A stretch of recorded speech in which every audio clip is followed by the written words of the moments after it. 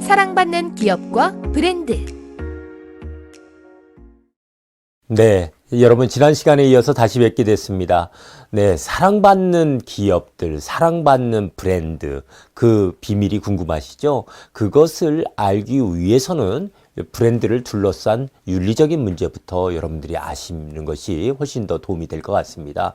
2008년도 일 혹시 기억하세요? 그때 글로벌 금융위기 상당히 좀 혼란스럽고 힘들었었죠.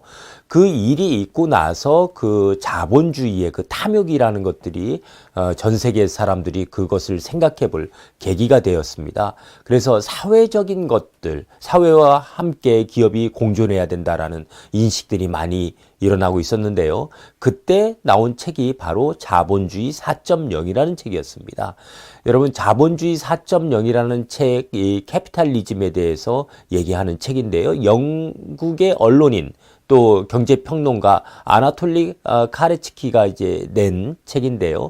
이 책에서는 이것이 2010년도 6월에 나온 책입니다. 이 책에서는 이제 자본주의가 그 2008년도의 금융위기, 이러한 여러 차례의 위기를 겪고 나서 새롭게 경제체제라든지 경제에서 새로운 신조류가 나타나야 되지 않느냐라는 것들을 이 책에서 강조를 하고 있습니다. 그래서 이 책에서는 산업혁명 이후에 나온 그 작은 정부, 또 자유방임 자본주의 정부를 자본주의 1.0이라고 규정을 하고 있고요. 1930년대의 대공황 이후에 나온 그 케인시안이라고 하는 그 거대 정부주의, 그것을 거대 정부 자본주의를 자본주의 2.0으로 규정을 하고 있습니다. 또 1970년도에 나타난 스태그플레이션 이후에 자유시장 자본주의가 자본주의 3.0으로 나타났다. 그렇게 진화했다라고 이 책에서는 얘기를 하고 있는데요. 이 책에서 말을 하고 있는 것이 바로 이런 대목이 있습니다. 인간의 모습을 찾아볼 수 없는 자본주의 사회 풍토에도 드디어 변화의 바람이 불기 시작했다. 그것이 바로 자본주의 4.0. 무엇을 의미하는 것이냐? 따뜻한 자본주의. 인간의 얼굴을 한 자본주의 등으로 표현되는 것들이다 라고 말하고 있습니다. 여러분, 왜 따뜻한 자본주의가 필요할까요? 돈만 벌기 위해서 혈안이 된 기업들이 더 이상 설 자리가 없다는 뜻입니다. 따뜻하지 않으면 고객들에게, 사람들에게, 대중들에게 외면을 받는다라는 것입니다. 그래서 기업을 경영할 때도 이 사회에 무엇을 우리가 더 도움을 주고 살 수 있을 것이냐, 이러한 윤리적인 면들을 기업은 많이 검토를 해 들어가야 된다라는 그런 얘기를 자본주의 4.0에서 하고 있는 것입니다. 그러면 지금 대목에서 이 브랜드라는 것이 국가라든지 기업을 넘어서 또 개인들까지 상당히 이슈고 열풍인데 왜 그럴까요? 그 이유에 대해서 말씀드리기 전에 여러분들께서 이 연구 결과를 하나 아시면 그래서 이런 것들 때문에 국가나 기업, 개인들에게 브랜드 경영이 중요하겠구나라는 것을 아실 수 있을 겁니다. 1996년도부터 2006년도까지 10년 동안 사랑받는 기업 중 사랑받는 기업이라고 평가가 된 기업 중에 상장이 된 기업 13개하고 또 미국의 유명한 지수 아시죠? S&P 500 지수에 들어간 500개 기업의 주가 상승에 따른 투자 수익률을 비교를 해봤습니다. 그랬더니 사랑받는 기업의 평균 투자 이익률이 무려 1026%, 그러니까 10배나 더 높게 올랐다는 것이죠. 근데 S&P 500 기업은 얼마나 됐을까요? 네, 122%. 그 S&P 500 기업들도 얼마나 대단한 기업들입니까? 근데 그 회사들에 투자한 것은 122% 수익률을 올렸는데 그 사랑받는 기업에 투자를 한 사람들은 1026%, 무려 8배가 넘었습니다. 또 놀라운 것이 있는데요. 여러분, 그 짐 콜린스라는 사람이 쓴 좋은 기업에서 위대한 기업으로 Good to Great이라는 그런 책 상당히 인기였습니다. 경영 서적으로 상당히 인기였는데 거기에서 선정한 위대한 기업 11개의 투자 수익률이 303%밖에 안 됐는데 사랑받는 기업에 투자를 했을 때 1026%, 그거보다도 훨씬 더 앞섰다라는 것입니다. 그래서 기업들이 이렇게 사랑받는 기업이 되면 고객들이 계속 지속적으로 사랑하고 재구매하고 또 브랜드 아우라를 가질 수 있기 때문에 기업의 재무적 이익도 더 많이 늘어난다라는 것을 그때 깨달았던 것이죠. 그래서 기업에서는 이러한 기업, 브랜드 기업을 만들기 위해서 딱 이제 스스로에게 좀 질문을 하자는 겁니다. 이 세 가지 질문이 가장 중요한 질문이다. 첫 번째, 회사가 만들어 놓은 비전이 모든 조직원들, 내부 종업원들, 직원이라고 얘기하는 그 사람들의 가슴을 뛰게 하는 비전이냐라는 것입니다. 기업이 왜 이 세상에서 존재하고 있는지를 적어 놓은 것이 바로 사명과 비전인데요.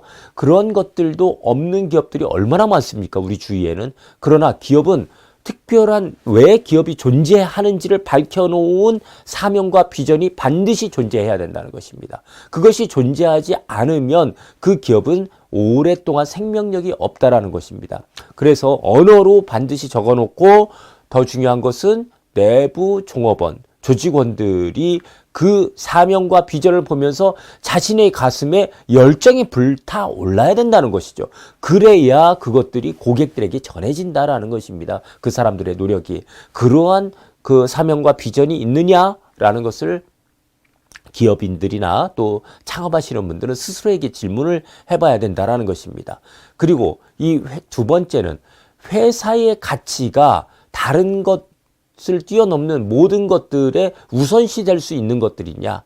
그래서 이 회사의 가치라는 것이 무엇이냐라는 것을 생각을 해봐야 되는 것이죠. 아까 사명과 동떨어지지 않은 것이죠. 사명, 비전, 가치, 슬로건 이 네 개를 MVVS라고 하는데 이 네 개가 완전 무결해야 된다는 것입니다. 그것을 두루뭉실 넘어가고 하는 기업들 아까 말씀드렸죠. 오래 살아남을 수가 없습니다. 그러면 세 번째 질문은 이런 기업들은 MVVS를 잘 만들어 놓은 기업들은 그 회사에 가보면 분위기가 다릅니다. 눈에 보이지 않는데 에너지가 느껴지는 그런 회사들인 것이죠.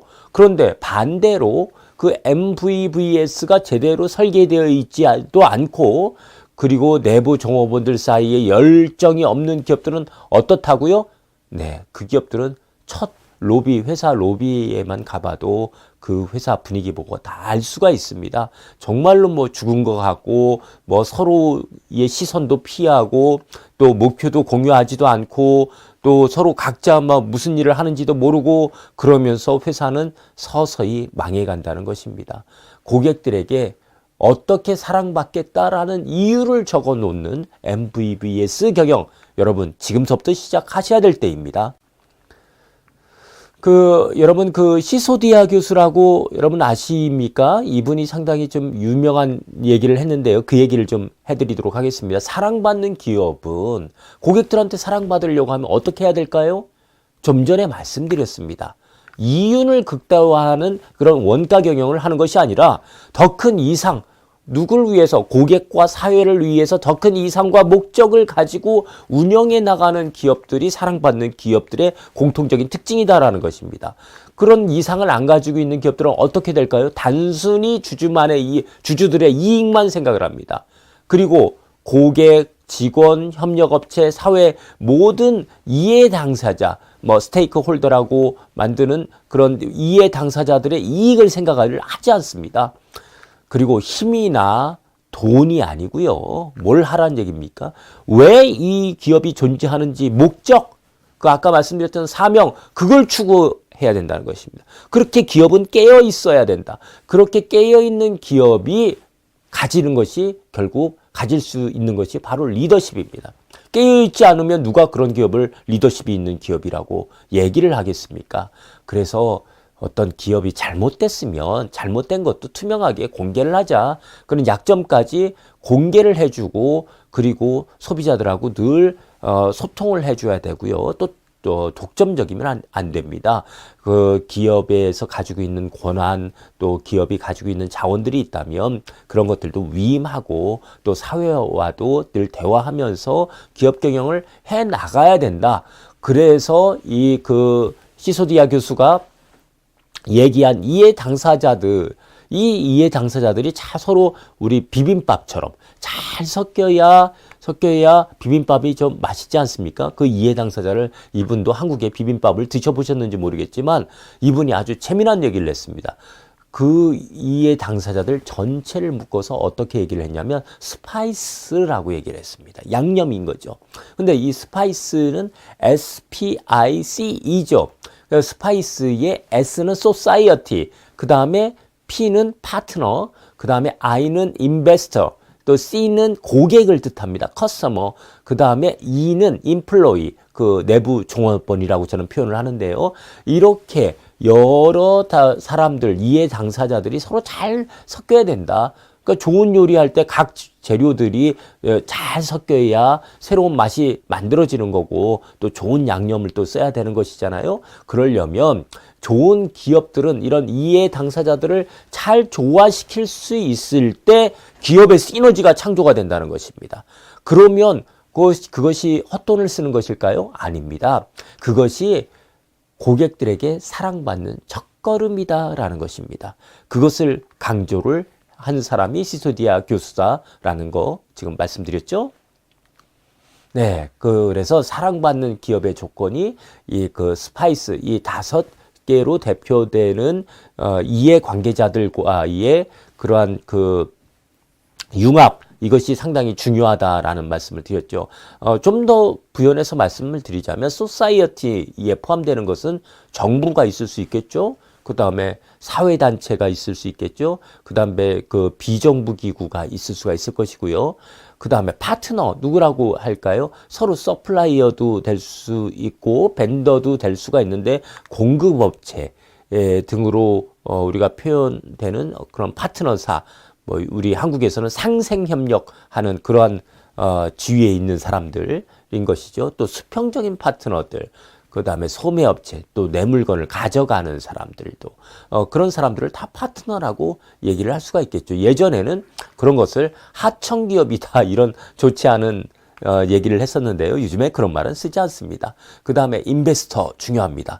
뭐 개인 투자자, 주주, 기관 투자자, 또 우리에게 대출을 한 대출 기업들, 대출을 해준 은행, 이런 투자자들과의 관계를 투명하게 잘 가져가야 된다. 그런 면에서 투자자, 인베스터는 상당히 중요하고요. 그 다음에 커스터머는 지금 현재의 커스터머뿐만이 아니라 과거의 커스터머, 또 미래의 커스터머, 개인 고객이 있을 수 있겠죠. 또 기업 고객이 있을 수 있을 것입니다. 이 모든 사람들이 다 중요한 커스터머다라는 말씀인 것이죠. 그 다음에 인플로이, 가치 있는 기업을 만들기 위해서 가장 중요한 것이 인플로이들입니다. 인플로이는 저는 내부 종업원, 내부 고객이다라고 표현을 하는데, 뭐 종업원이라고도 얘기를 하고 있고요. 직원이라고도 얘기를 하는데, 내부 고객으로 생각을 하면 훨씬 더 해야 될 것이 더 많아집니다.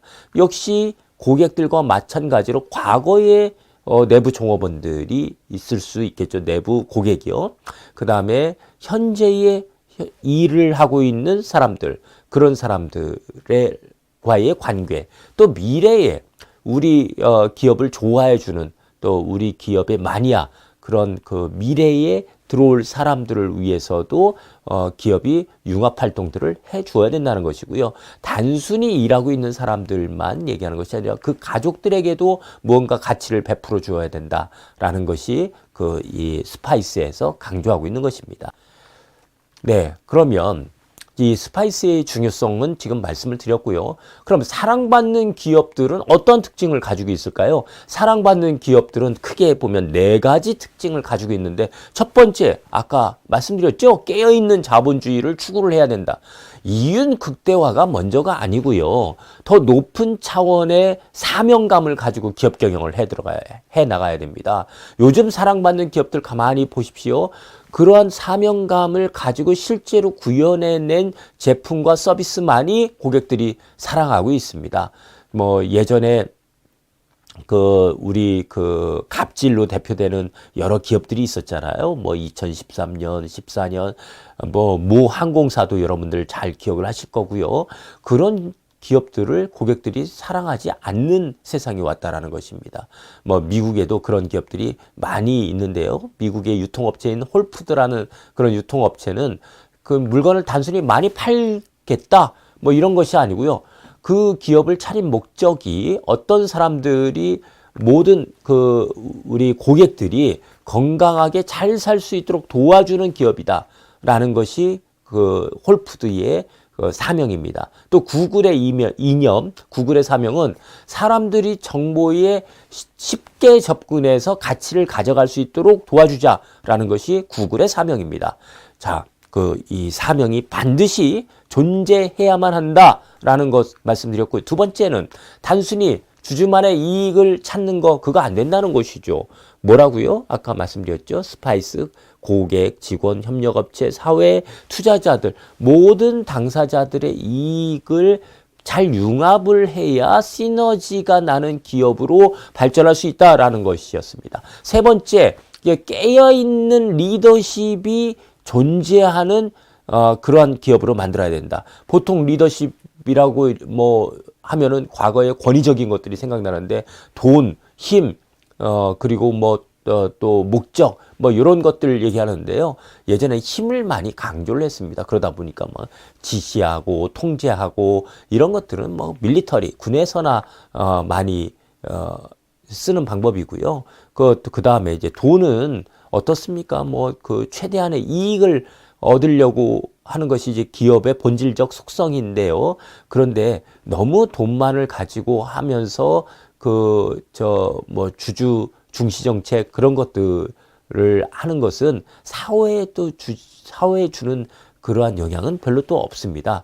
그런데 이렇게 이익을 내기 위해서 사회에 또 좋지 않은 행위를 할 염려들이 있기 때문에 깨어있는 리더십은 아까 말씀드린 사명을 중심으로 움직이는 그런 리더십입니다. 그래서 이 고객들에게 이 사회에 해가 되는 어떠한 행위라도 하지 않겠다라고 선언을 해주고 인간이 중심이다라고 하는 인본주의를 실현하는 그러한 리더십이 있어야 된다. 그리고 사람들에게 이 제품과 서비스가 영감을 주는 제품이어야 되고 의미가 있어야 된다는 것입니다. 또 그 기업은 또 어떤 사람들에게는 멘토로서 역할도 해 주어야 된다는 것이 지금 요즘 깨어있는 리더십을 가진 기업들의 특징입니다.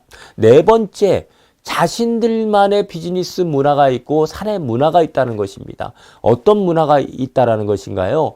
그래서 지금 뭐 7가지 뭐 특징이 있다라고 또 얘기를 하고 있는데, 그래서 이 7가지 특징 중에 하나는 첫 번째는 신뢰입니다.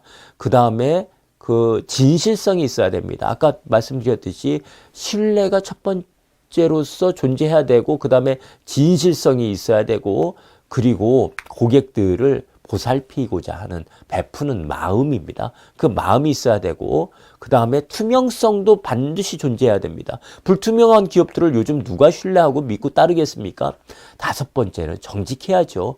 기업이 정직하게 뭐 어느 그 식품업체는 정직한 먹거리만 생산하겠다라고 해서 오랫동안 사랑받고 있는데요. 정직해야 됩니다. 그리고 기업도 끊임없이 배우려고 노력을 해줘야 됩니다. 그 노력을 하지 않는 기업들이 꽤나 많은데요. 기업은 늘 겸손한 자세로 고객들한테 배워야 되고 시장이 어떻게 변해 가는지에 대한 배움을 가져야 됩니다. 또 그리고 마지막은 과감하게 권한을 위임해 줘야 다는 것입니다. 권한을 위임해야지 뭐 사장만 권한 갖고 나머지 사람들은 무조건 시키는 대로 따라라 이런 거 안 된다는 것이죠. 이런 7가지 비즈니스 문화가 새로운 그 브랜드 기업들의 문화로 자리를 잡아야 된다는 것입니다. 그렇게 돼야 고객들에게 사랑받을 수 있다. 사랑받는 기업의 이 4가지 특징에 대해서 말씀드렸는데 다 이해가 되시죠? 네, 그렇게 뭐 브랜드 경영이라는 것이 어려운 듯 하면서도 그렇게 어렵지 않습니다. 아까 말씀드렸듯이 홀푸드 사례도 제가 말씀을 드렸고 구글도 말씀드렸는데 이런 기업들은 또 특징이 있습니다. 그 종업원들에게 그러니까 내부 고객이죠. 제 표현에 의하면 이 사람들에게 샐러리, 월급을 많이 줍니다. 급여를. 급여를 많이 주어서 이 사람들이 가정에서 또 충실할 수 있도록 해줍니다. 또 공급업체에도 납품가를 뭐 후려친다라는 그런 우리 뭐 한국 기업들이 있었는데요. 공급업체에도 적정한 가격의 납품가를 주고 이익을 낼 수 있도록 도와줍니다. 그런데도 이런 기업들은 돈을 많이 쓰는데도 많은 이익을 냅니다. 그래서 이런 인도의 타타 그룹 같은데 거기 철강 발전소 그다음에 그런 일들을 하고 있는데요. 이 타타 그룹 같은 경우에도 오토바이 사고로 그 나라 인도 사람들이 많이 뭐 죽기도 하고 뭐 그런다라고 하죠. 그래서 뭐 여러분 언론에서 보셨죠? 그 몇백만 원 안 되는 자동차 아주 싼 자동차를 만들어서 사람들이 타고 다닐 수 있도록 하는 것들도 사랑받는 그런 기업으로서의 특징을 잘 보여주고 있는데요. 뭐 식품을 한다라고 한번 생각을 해볼까요? 식품을 하더라도 과거에는 뭐 원재료를 좀 불투명해 하고 막 이익을 많이 남기기 위해서 좋지 않은 밀가루, 과자 만든다고 우리가 상상을 해보죠. 좋지 않은 밀가루 쓰고 뭐 그랬었는데 요즘에는 그렇게 하면 안 된다는 것입니다. 어떻게 하면 이 빵과 과자가 더 사람들한테 건강함을 줄 수 있을까라고 생각하고 실제로 그런 제품들을 만들어내야 사람들이 오히려 열광하고 찾고 한다는 것입니다. 그래서 더 이익을 많이 낼 수 있다라는 것이죠. 네, 우리나라 간장 브랜드 중에서 샘표 식품이라고 여러분 잘 아십니까? 거기에 그 샘표 식품의 철학이 샘처럼 맑고 깨끗하게입니다. 근데 이 기업도 원칙 또 사명, 기본을 충실하게 잘 지키는 기업으로 아주 유명한데요. 1976년도에 이제 선친께서 만드신 샘표의 사장직을 맡은 이제 박승복 회장이라는 분이 지금 현재의 샘표를 만들면서 내가 먹지도 못하는, 내가 먹으려고 하지도 않는 음식은 만들지도 말고 팔지도 말아라. 이러한 아주 강한 철학을 가지고 샘표 식품을 경영을 해왔다고 합니다. 또 이분이 상당히 정직하게 해왔기 때문에 샘표 식품의 신뢰도는 상당히 많이 올라간 것이죠. 그래서 이 식품이라는 것이 가져야 되는 최고의 가치가 뭐겠습니까? 품질입니다. 그래서 품질 하나는 소비자들이 신뢰하고 먹을 수 있도록 이 간장을 그렇게 최고로 만드는 것을 이분이 집중을 해서 지금 우리 국내에서 간장 기업으로는 넘버원 기업이 됐죠. 그렇게 원리 원칙의 이런 정신을 가진 분이 박 회장이었는데요. 이분이 이런 일화도 하나가 있습니다. 1985년도로 기억을 하는데요. 한 방송국에서 간장을 왜 고발 프로 여러분들 많이 보시지 않습니까? 고발 프로에 보면은 간장을 불법으로 제조하는 장면을 이제 방영을 했는데 마치 이제 샘표가 가장 큰 기업이니까 소비자들이 볼 때는 샘표가 그렇게 불법으로 만들고 파는 것처럼 보이는, 오해하는 상황이 생겼습니다. 그래서 박승복 회장이 당시에 TV 광고에 직접 나와서 그렇게 얘기를 했습니다. 샘표는 안전합니다.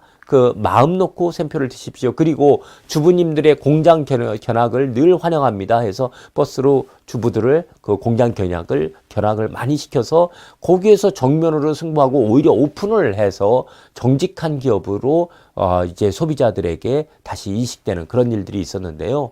고객과의 신뢰를 중요시하고 그렇게 정면 돌파의 경영을 했기 때문에 오늘날 샘표의 브랜드 이미지는 더욱더 강화됐다라고 말을 할 수가 있겠습니다. 한국에 이렇게 샘표의 사례가 있는 것처럼 미국에도 사실은 비슷한 생각을 가진 이제 여배우가 있었는데요. 제시카 알바라고 여러분 잘 아실 겁니다. 이 제시카 알바가 창업을 한 어니스트 컴퍼니가 이제 취급하는 제품들은 아이들 용품입니다. 그래서 유해용품이 전혀 들어가지 않은 기저귀, 손수건 이런 것들을 이제 파는데 제시카 알바가 왜 그 제품을 만들었냐면 자기의 유명세를 가지고 이 제품을 팔려고 한 것이 아니고요. 태어난 자기 딸을 위해서 안전하고 건강한 환경을 갖추려고 했는데 그런 제품들이 별로 없더랍니다. 그래서 확실하게 다른 아이들도 확실하게 안전한 원료만을 사용한 그런 투명한 제품들이 있으면 좋겠다라는 생각으로 그런 철학을 만들었는데 그런 철학으로 만드니까 회사가 상당히 폭발적으로 성장을 했겠죠. 그래서 한 3년 정도 연구를 하고 그래서 미국의 유해물질 관리법을 다시 한번 검토를 시키기도 했었고요. 2011년도로 기억이 되는데요. 그때 17종류의 제품, 그런 무해한 그런 성분들만 있는 그런 아이들을 위한 용품들을 온라인에서 파는 샵, 어니스트 컴퍼니가 문을 열었습니다. 그래서 2012년도에 약 한 110억 정도의 매출을 올렸고 2015년도에 2,435억 거의 2,500억 가까이 올렸고요. 지금은 훨씬 더 많이 팔고 있습니다. 근데 이 제시카 알바를 여배우 단순한 여배우가 아니라 성공한 그런 창업가로 만든 이유가 무엇이었을까요? 네. 윤리 경영을 하면서 이런 윤리 경영을 하고 무해한 물질들을 생산하고 그런 제품으로 만들기 위해서 아주 확실하게 공부를 했다는 겁니다. 그리고 경영을 자기보다 잘할 수 있는 사람들을 써서 경영을 갔고요. 또 자기 유명세로서 단순히 물건을 파는 그런 짓을 하지 않았다는 것입니다. 또 아이를 둔 부모로서의 경험을 가지고 제품을 만들었기 때문에 많은 사람들의 소비자들의 공감을 가질 수가 있었겠죠. 그러한 그 소비자들을 위해서 무언가 더 가치를 주려고 하는 환경적으로 무해한 그 제품을 만들겠다라는 철학으로 만든 회사 당연히 잘 될 수밖에 없는 것입니다. 그래서 처음에 기업을 만들 때 이 철학이 정말로 중요하다라는 거 여러분 잊지 않으셨으면 좋겠습니다. 네, 그 헥토르 리앙이라고 하는 그 유나이티드 비스킷 그 회장이 이런 얘기를 했습니다. 기계는 닳고 자동차는 녹슬고 사람은 죽는다. 그런데 단 하나 무엇이 살아남는다? 그렇습니다. 브랜드만이 살아남는다라는 아주 유명한 명언을 하나 남겼습니다.